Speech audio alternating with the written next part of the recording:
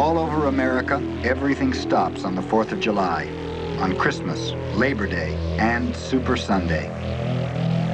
On this day, Super Bowl 18 will be played for the largest television audience ever to watch a sporting event.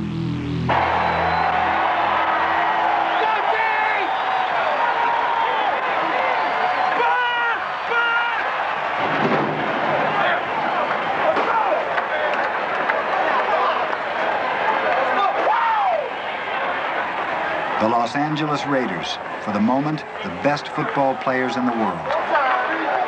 Highly skilled, highly paid, they are superb young athletes at the peak of physical strength and stamina.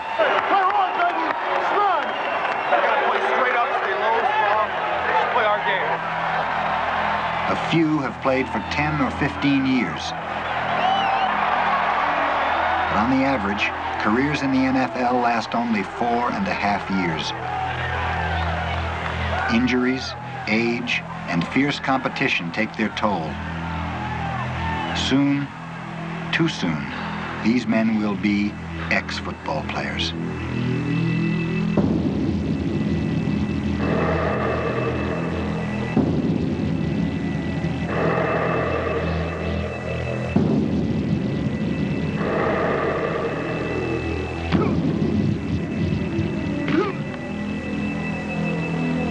They have dedicated the better part of their lives to becoming masters of the game. Yet, before their 26th birthday, most will be forced to leave the game forever. I'm straightening him out. I'm stringing him out. There's nothing I can do outside the tight end. I understand that. The thing is, Teddy got hooked down here. Yeah. I had a perfect angle. I told him to widen out, and when he said it was, fucking war. Wiseman back. Looks off to the left, and he fires it out there. Intercepted! Jack Squirrel! Touchdown Raiders! I don't believe it! Holy Toledo! Each year, 1 million kids play football in high school, 40,000 in college, but only the best 1,600 make it to the NFL.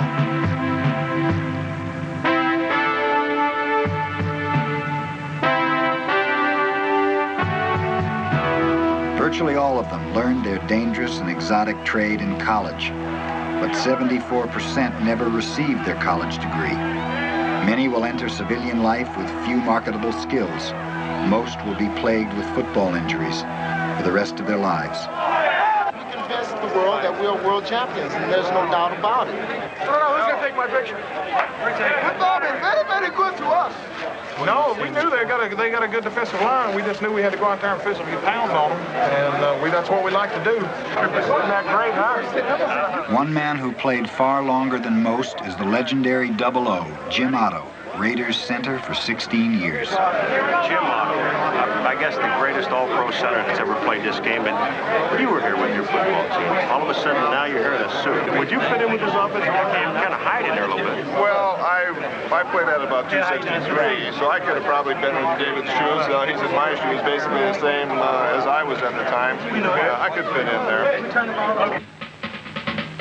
In the early years of its existence, the American Football League was a motley collection of paperweight defensive tackles, tortoise-quick wide receivers, players of dubious talent, and one 200-pound offensive center. Now only the 200-pound offensive center remains, and while the league gained in stature, he has put on 55 pounds of muscle. The man is the last of the original Oakland Raiders, Double O, Jim Otto. His record is remarkable, for today marks his 205th consecutive starting assignment. Jim Otto was an Iron Man. Jim Otto prided himself. I'm going to start, I'm going to play, I'm going to be there in the middle every game. Hold him down there, baby! But an Iron Man pays for it later.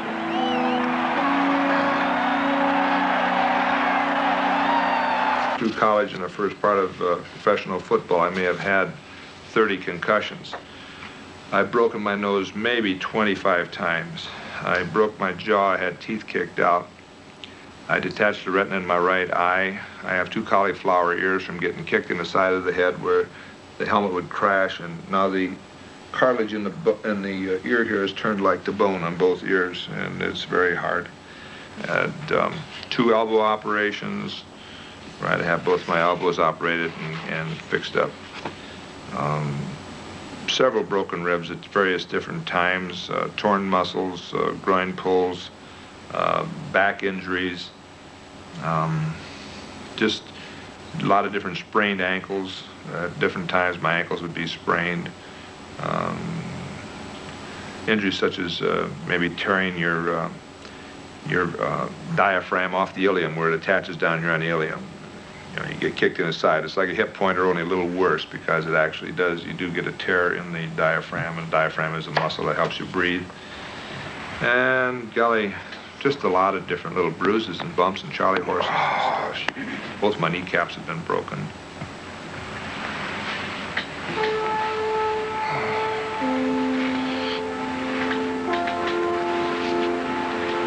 He earned himself a place in the Pro Football Hall of Fame. 150 stitches in his face. And under the skin of his left knee lies a plastic and metal artificial joint.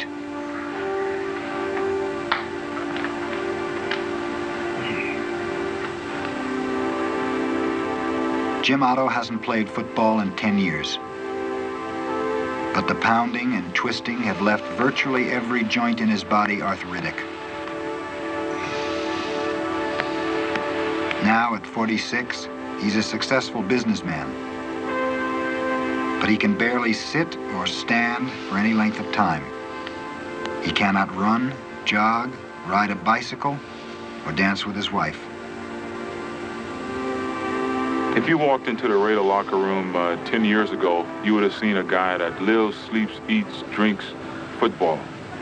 You could always recognize him because he always was bleeding. He had blood all over his face. His nose was always cut. His fingers were always twisted. And he went through a lot of pain. But he loved playing so much that he just didn't know when to give it up. He loved it just that much. And you could always recognize him because he was always there. I know many times during the night I was up every 20 minutes putting new ice packs on his knees. And I never even gave it a second thought. I just did it because I knew that he had to be ready for the game the next week.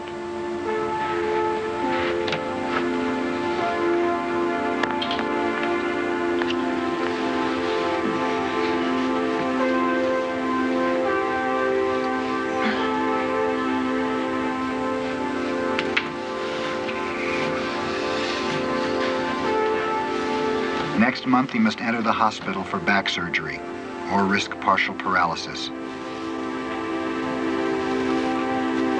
It will be Jim's 13th football-related operation.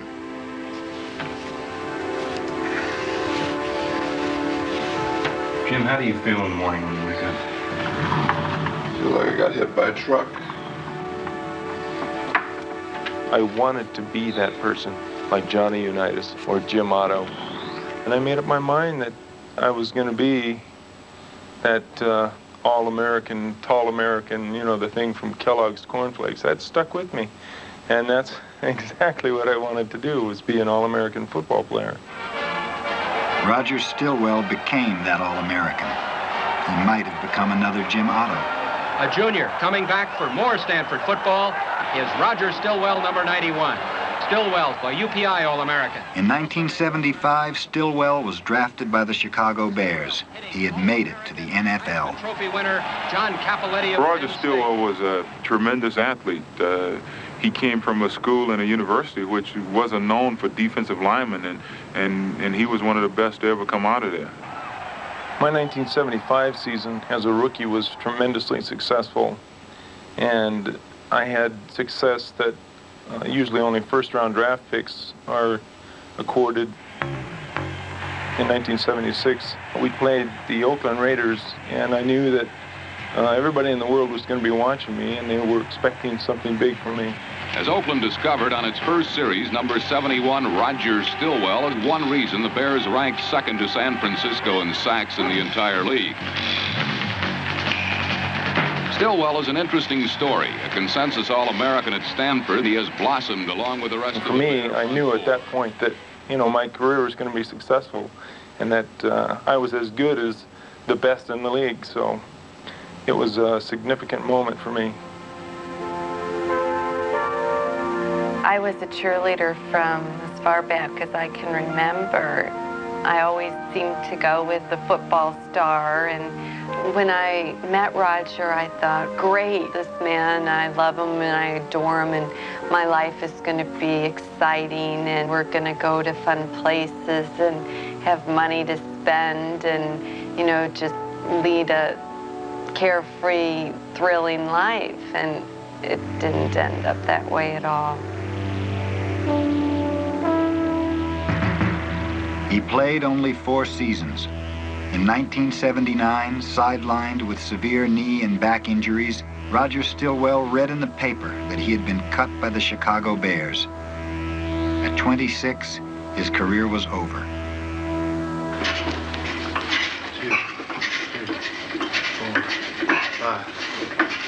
It's been 6 years since Roger played football. Now he goes to physical therapy 5 days a week, struggling to rebuild his body. You don't contemplate any more surgeries on that knee? Like Jim Otto, he has arthritis. His knees and back are crippled. He has endured 8 operations and will face another within the year. I'll have an arthrogram done in the next few weeks on my right knee. All broken down, Roger. That's the hardest thing I have to do. I'm trying to put my shoes on. So you can't put your own shoes on? No, I can't bend over that far. And this brace really prevents me from, you know, it really sticks me. Stillwell is 32 years old. He has difficulty supporting his family. He lives in constant pain. Right. I'll probably be back at 1:45. Okay. I must have kicked 1,000 footballs for him to catch and run with. I threw him 1,000,000 passes for him to catch and run with. I used to stand behind the goal post and shag footballs as he kicked them through the goal.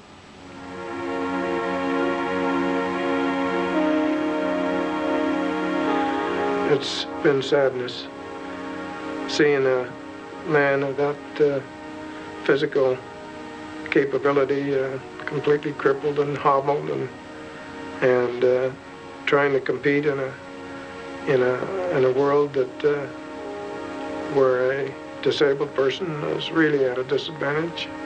And there's just no doubt about it, he is disabled, and his future prospects are rather frightening. This little football here plays the spirit of Miami U. How about that? Come on, baby.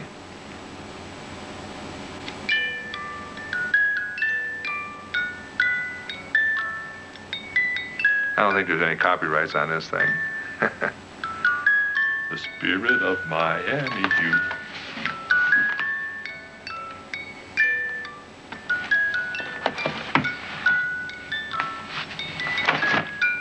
See, I did graduate from high school. Here's my diploma. Wausau High School, Wausau, Wisconsin. Yes, I did play football in high school. I was track. See, I got first prize in the discus.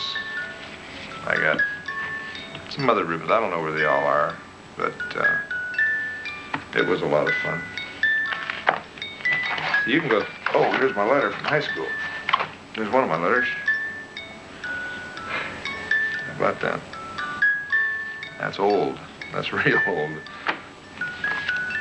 That kid there is going to college now on a football scholarship, but he's really a good boy.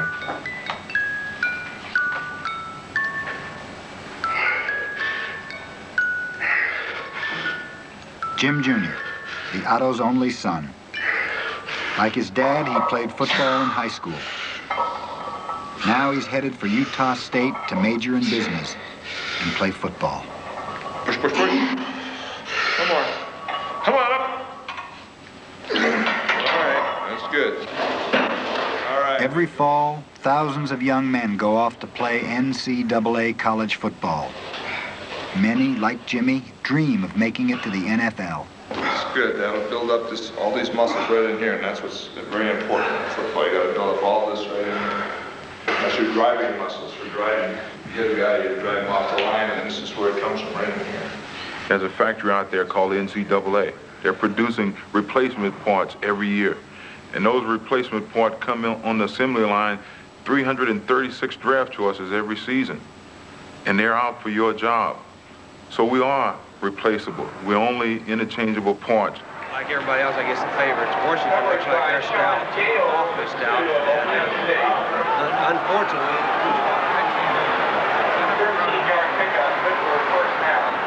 The East-West All-Star Game, where the best college seniors in the country are gathered together under the watchful eyes of pro scouts.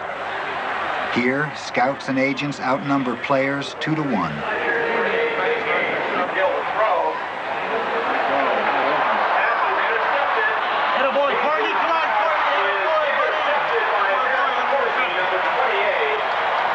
It's a gamble, but he's a good risk. I like it. No, he's a fine little competitor. This is the scouts' last chance to size up next year's NFL rookies. For these players, payday is just around the corner. Center from Texas is in. Oh, yeah. He'll miss his block. He missed it. He did. He missed it again. Here, a missed block or a great catch can affect a player's value in the pro draft. Hundreds of thousands of dollars are at stake. I did feel like I was in a meat market, and that everywhere that I went, people were sizing me up, and this entire experience of being chased after by professional scouts, by agents, by people from the bowl games, the all-star games, I started to really feel like a piece of meat. I don't know whether it's his left elbow or left wrist, but that will have to be checked out with our orthopedic surgeon. They're still college kids, but the next time they play football, they'll be professionals. A few will also be millionaires. That's a hell of a catch. Yeah, that's a heck of a catch. I like that, Bill. I like that. Little fellow with a lot of speed and great hands. How do you pick a first rounder or a guy that's going to make your squad?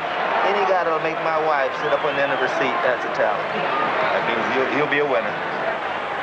That's a pretty doggone good meat market if you can go up $1 million by looking good. Because they're in college and they aren't getting paid any money. Legally, they're not getting paid any money. And they know that their payday is coming. And the difference between a first-round draft choice and a second or third round draft, that's drastic money. That's big money. My first few years of pro football, I played for nothing.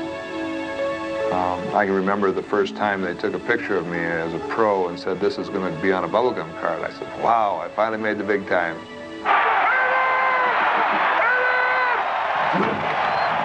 Jim Otto saw thousands of men come and go as he fought his way through 16 seasons of pro ball. Finally, in 1975, age and injury caught up with Double O. This was the last game I ever played, and right there, I played well, but I didn't want to go out not playing well. And I knew that I couldn't play well with the way the knee was. And so I decided to retire.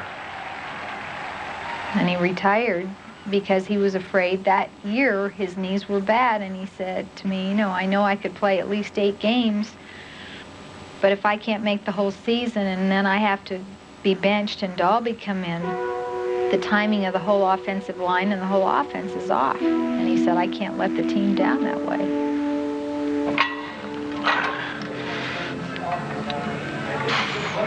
When Jim Otto stepped down, Dave Dalby won the starting job at center and has held on to it for 9 years. Now, 5 knee operations later, he's the old pro. That's what's so tough about football, people don't understand, is that there's always a constant pressure every year. I mean, there's a player coming after your position from the colleges every year. There's 1,200 graduates, or I don't know how many there are, but they all want your job, and there's only 26 of them. Jim Romano, 23, came to the Raiders from Penn State. He's after Dave Dalby's job. David, as far as he'll play forever, probably. You know, they're gonna have to drag him out of the locker room. Probably his fingernails are gonna be caught in the rug. But hey, sooner the better. It's fine with me. He can retire tomorrow, and I'll come to his retirement party. When you talk professional football, you don't talk job security. It's something that you don't know if you're going to be here today or gone tomorrow, or you're going to be injured, or you're going to be maimed for life, you're going to be dead. Someone over your shoulder is going to take your position.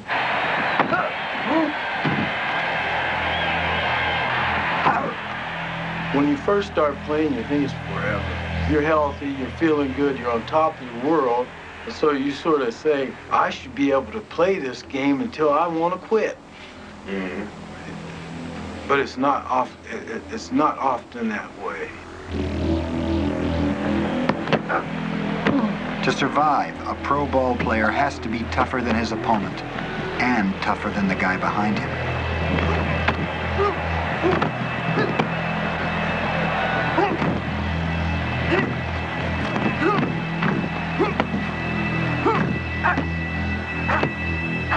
In a given season, he stands an 80% chance of injury. The injured player has two choices. He can play hurt, often with the aid of pain-killing drugs and risk more severe injury, or he can sit on the bench and risk losing his job to a healthier player. It's a no-win situation. If you're going to play football, then you gotta be tough and you gotta play hurt.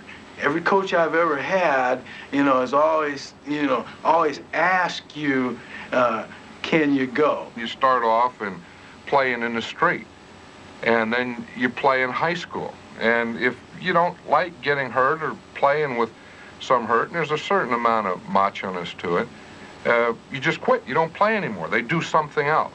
People see you getting hit, but they see you get up and go back to the huddle, get up, go back to the huddle, get up, go back to the huddle. But they don't realize that for every play that you go, every time you run that ball there, you're lucky if you don't get up with something aching. You're lucky if for one play out of every 5 that you may get up every 6 without something aching. And so the fans don't see that, and people don't see you from Monday to Saturday. They only see you Sunday. In college, if you were injured, you didn't play, at least at Stanford and at most of the reputable universities. If you were injured, you did not play. And there was relatively no worry that somebody was going to come up through the system and beat you out. In the NFL, you're always looking over your shoulder because you're disposable. You're dispensable. You're just not needed. If you don't pay the price and continue to go, then they'll get somebody else in there to replace you. I think Roger thought that it was expected of him to play and to play well even when he was injured, and all the players were like that, to the point where I could hardly stand to watch the games anymore because I knew that he had been injured and he shouldn't be out there playing. And they wouldn't, take him out of the game, or they wouldn't do anything about it. And it's a really hard thing for parents to sit back and watch. My second year in the league, I got hurt. I hurt a knee, and I wasn't able to play the rest of the year. And it was the first time in my life that I didn't have that physical advantage. It was at that time I realized that in sitting out the second half of the season, that the day would come where I couldn't play ball.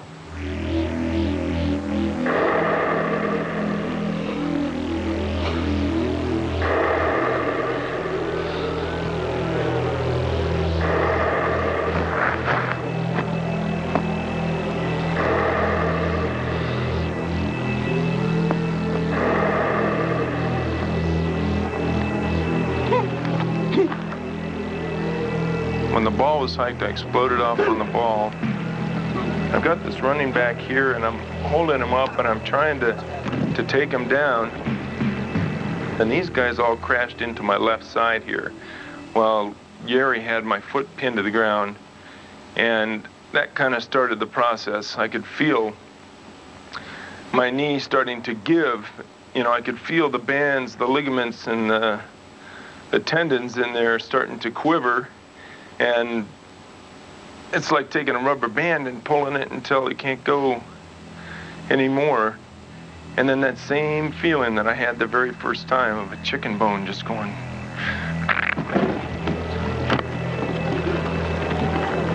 I ended up on the bottom of the pile with 11 people piled on top of me with my left foot close by my ear here, and just the most hideous, just awful feeling of my leg, just feeling like it's exploding apart like this.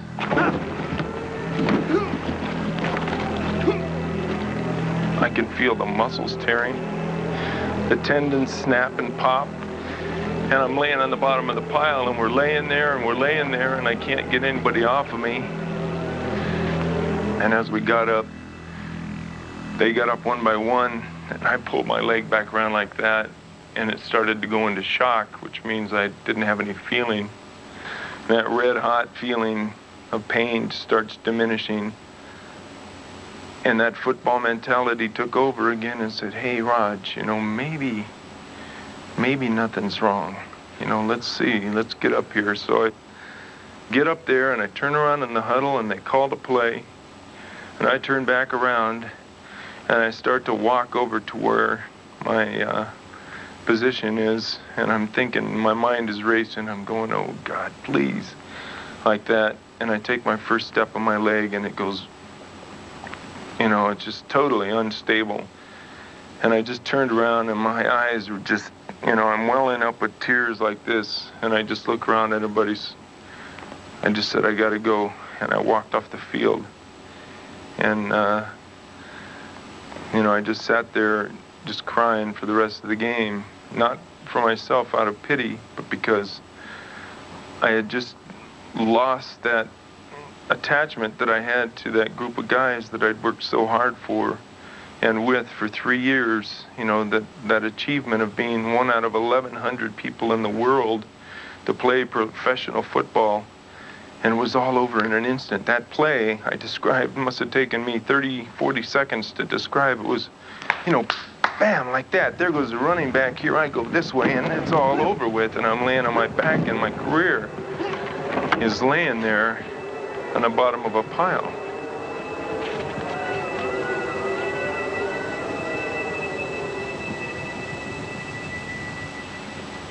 You knew, I mean, I knew in my gut that this was a real serious hit, even though he got up and walked off the field. There was just a brief shot of his face as he limped away, and I knew that it was the end, really. In my heart, I think I knew from that moment. And here I am, and all of a sudden I'm not going to have that comradeship anymore, and that's one of the most important things to a football player is the bonds that develop and the friendships and the tightness. And you know, what makes a football player is that you go out there every day and you sacrifice and you work your butt off and you give 100%, not for yourself, but you do it for your teammates, and that's what draws you close. It's a sacrifice, and the coach is screaming at you, and you know, all that stuff. I miss that so bad. I miss that comradeship. I miss having Mike as my roommate. I miss having him to talk to. There's nobody else, you know, even Kyle. They don't understand what I've been through in my life, and these guys know that. And all of a sudden, it's just gone.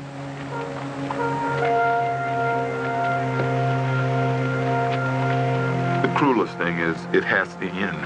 At 30, at 31, you realize that, hey, I am not what I once, was. In sports, you come to that realization at a very, young time in your life, and I've seen it be sad and cruel. I never played football again. Never. I rehabilitated myself as best I could for 3 years. I'm still doing it for 3 straight years. And I never once stepped on a football field. So I lost it. When football ended, he was like a little child, a young boy out in a big world that he knew nothing about. Once he was hurt, he was disposed of. A player feels abandoned.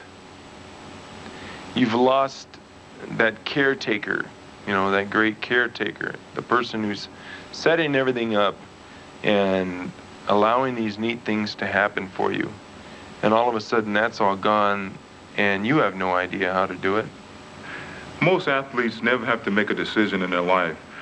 From the time from high school through college, through professional ball, he very seldom makes a decision.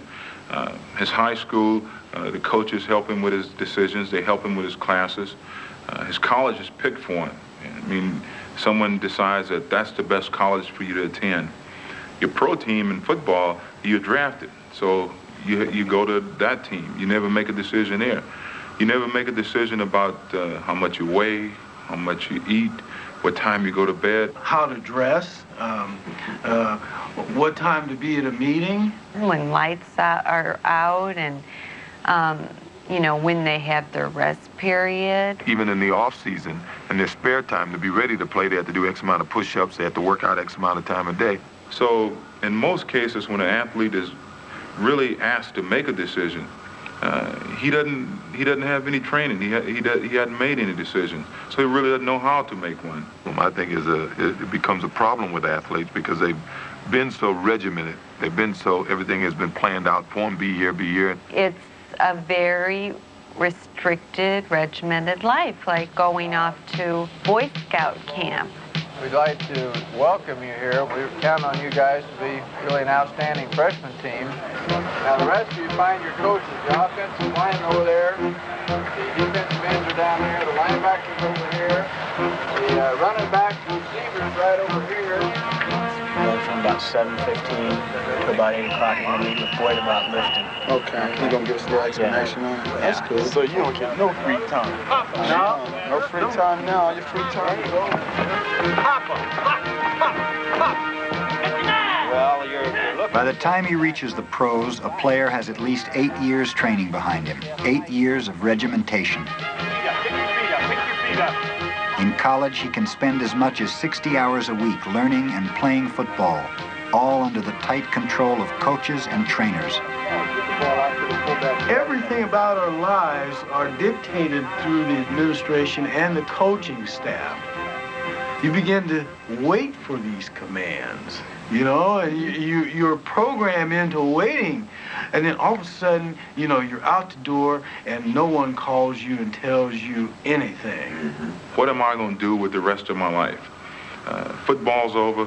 Where do I go from here? How do I start? Well, the problem is, what are you going to do to feel good about yourself? See, expressing yourself on an athletic field has been what we've done. You know, what Christ said. From the time I can think, I was running a ball or chasing a ball, and is what I always wanted to do. And the big goal was to make it on a professional level and, you know, be a star. When you lose it, it's not the money, it's what you're doing. I felt like a terrible misfit. Here I am, I've got pride. I mean, you know, I accomplished something that 1,100 people in the world did out of, you know, billions and billions of people. I was one of 1,100 people who could do this thing and do it well. And all of a sudden, I don't belong anywhere. The team's not going to help. I've already interviewed with these companies and people who, they said, hey, these guys are friendly towards us. They've done us favors. They're not going to help. There's nothing out there. And if you're not prepared for it, you're zero. And then you go through that whole trauma of not feeling like you really belong, and the friends that had been your friends for, you know, years or, you know, couple years while you were together, you no longer fit in quite right. You got to realize that half the guys who don't prepare and they step off the football field, all of a sudden the car dealer was giving them a car to drive the car. You know, everybody would say, hey, man, come by. But you didn't have the time to come by as a player. You can't find them. They don't have time for you when you retire. It's a real fallacy that ex-pro ball players or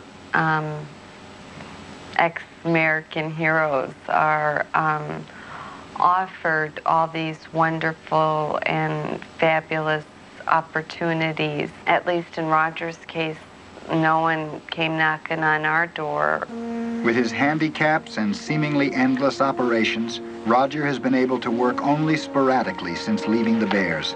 Kyle's income helps support the family. Howdy, Irene. This is Roger. Have you got anything for me today? And Roger earns what he can, selling insurance by telephone. Right. No checks. All right. Financially, the Ottos are better off than the Stillwells. Sorry. Okay. Good. I'll bring it in. All right. Capitalizing on the image of Double O, Jim and Sally successfully operate 3 Burger King restaurants in Northern California. What's your name?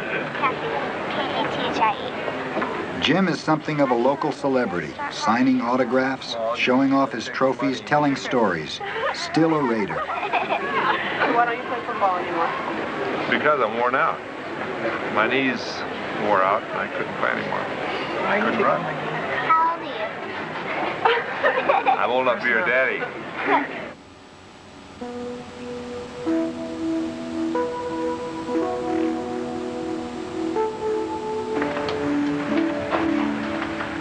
Good day, sir. How you doing? Very good. Kevin Harrington, good to see you. Nice to meet you. I got one sock off with my cane, but I can't get the other one. All right. What I need to do is to ask you a bunch of questions. I guess you've been through this before, have you not? Yeah. Okay. All right, tell me when you had your first injury, and let's just sort of go through it that way. When your first injury, what it was, and so on. My first knee injury was when I was 18 years old as a freshman at the university. Okay. It was the medial collateral ligament on the right knee. Okay. And then the second knee injury was my sophomore year to the left knee, the same thing. It was a meniscus. Okay. Both medials. Those Then, both operated on, I presume? yes. Okay. Then I had 5 surgeries total from college on my right knee, 4 surgeries total from college on my left knee. Okay. This one here is there's a prosthesis in here. Okay. And it's total knee, or? It's a partial. It's a medial half. Oh, yeah. Okay. I'm going to have a total knee put in January in this one. Okay. The knees actually, I think, have screwed up my back. I can't exercise. All the quads have atrophied, and I don't have any strength.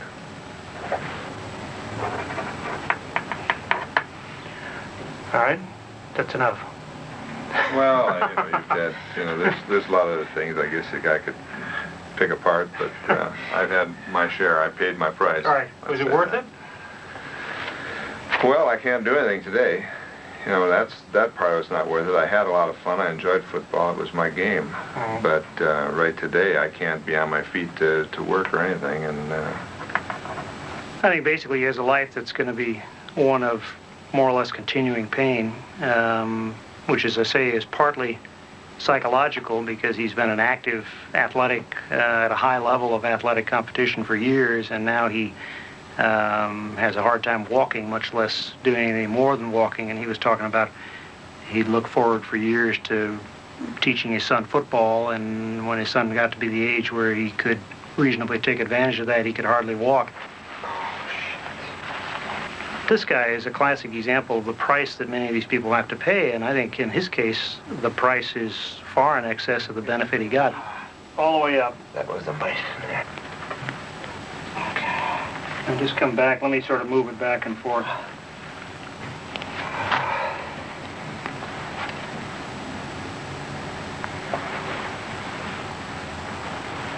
And just try to relax it as much as you can. that hurts. Where does that hurt you? In the front of the knee, or No, all around, from the medial to the back. Okay, all right. I got an anterior cruciate that just is totally gone. All right. Now again, try to let it relax. Okay. I should have been a doctor. I could have been helping people now instead of having people having to help me. The doctor and I are the same age, and he's just beginning his career, really. He can be a doctor for many, many years to come. And my career ended 9 years ago. Come on, Oilers, let's go! Concentrate! Stillwell's career ended 6 years ago. Like Otto, his own playing days are history, but his knowledge and love of the game survive. If you hit him harder than he hits you, it will not hurt a bit. I guarantee you. To remain a part of the sport he knew so well, Roger has volunteered as a coach at the local high school.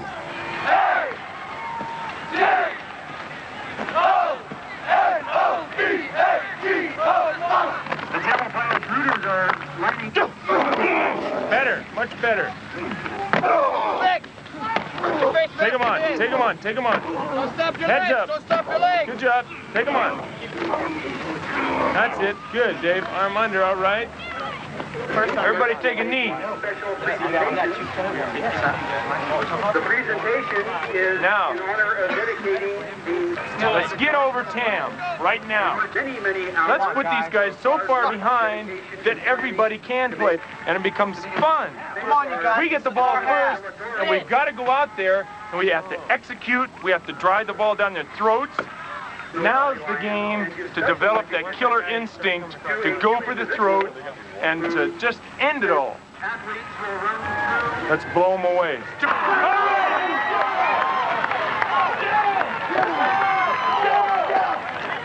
job, buddy. I've been trying to figure out why Roger would still want to participate in football. All I can figure out is that it's just a totally man-on-man sport. But I feel the price you pay for football is much too high.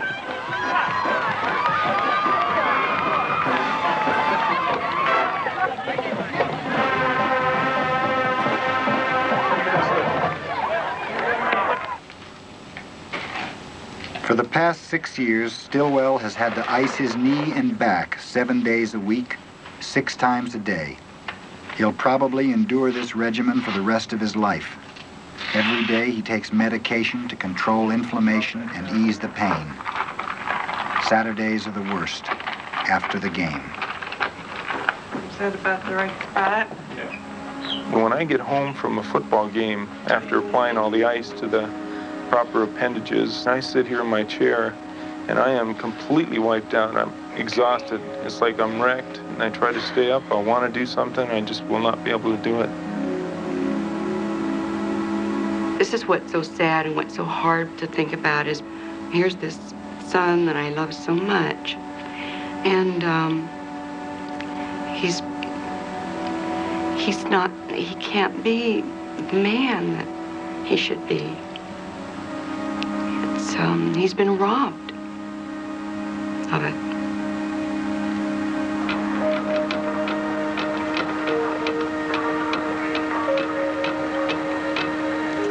Altogether, Jim Otto played organized football for 24 years.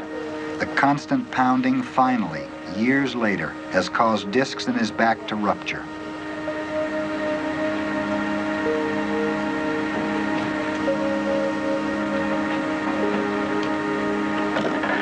This is Jim's 13th major operation. But in an average year, surgeons will perform more than 40,000 operations on active players in high school, college, and pro ball. No one knows how many retired players will need surgery this year. No one keeps track.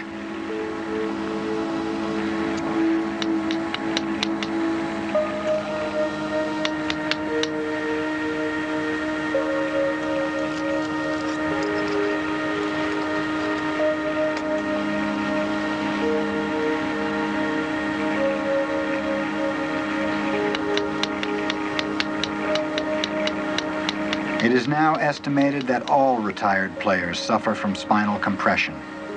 Only time will tell how many, like Jim Otto, will require spinal surgery. Jim had always been very reluctant to have anyone touching his spine for any reason, and he put off the back surgery as long as he possibly could. When our son saw Jim after his back surgery, that's the first time that he's ever been to the hospital when Jim's had surgery, and he collapsed when he saw Jim. He just couldn't believe how bad Jim looked and the pain that he was in, and he just collapsed. At Utah State, Jim Otto Jr., number 96, made the varsity as a freshman. He's a linebacker, and on punts, snaps the ball from center, like his dad.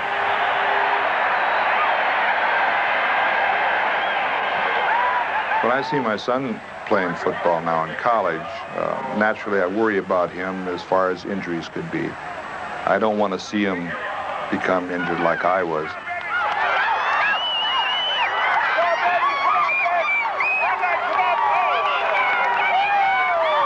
the next 4 years, Jim and Sally will crisscross the United States, going to every one of Jim Jr.'s games.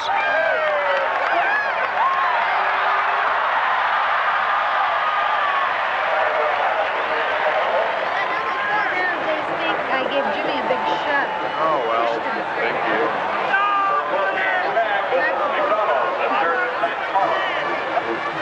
you. Jimmy finished this game unhurt.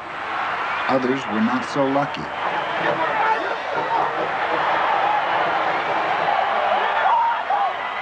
I was telling him there had to be a record for knee injuries in one half. There were 4 all in the third quarter. And it looks like 3 of them are out for the year. 4 knee injuries in the third quarter. But in an average year, players in high school, college, and professional football will suffer 125,000 knee injuries. Of those, 30,000 will require surgery. Hey, good luck. Every year, nearly 500,000 American men are injured playing football. I feel with Jimmy that it's his decision, whatever he wants to do. He's as aware as I am of the injuries that Jim's incurred playing football, and that's really up to him. I feel like I have known men who have told me that their mothers forbid them to play football, and they've been very resentful about it their whole life. And Jimmy, growing up in a football family, to forbid him to play football because I don't want him to be injured like his dad, he would hate me. Right now, we're battling as to whether our son, will play football. And I just, Roger loves the sport, thinks it's great, and, wants him to. And I'm so afraid to, even subject my son to what I've seen Roger go through and how it's affected our lives. Nice tackle. Where's your football? I'm not going to stop my son from playing football because it's a great game and I got a lot out of it. If I can guide him and help him and train him and get him to do all the right things, the only thing that can happen then is an accident and you can get hurt stepping off the curb outside. Nice pass. You ready to catch? Yeah. No, I have to tackle you. Okay. I'm the quarterback? Yeah, the quarterback. Fumble. Get the ball. I got it. Now you run. Yeah. Daddy. My turn to tackle you. Come on.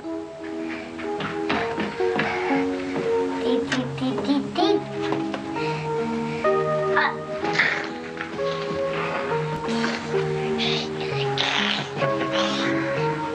I'm gonna be a fighter. Catch.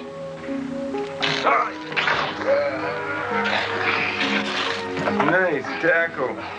You got the ball. Oh no, he's gonna score. Tackle it. Get it.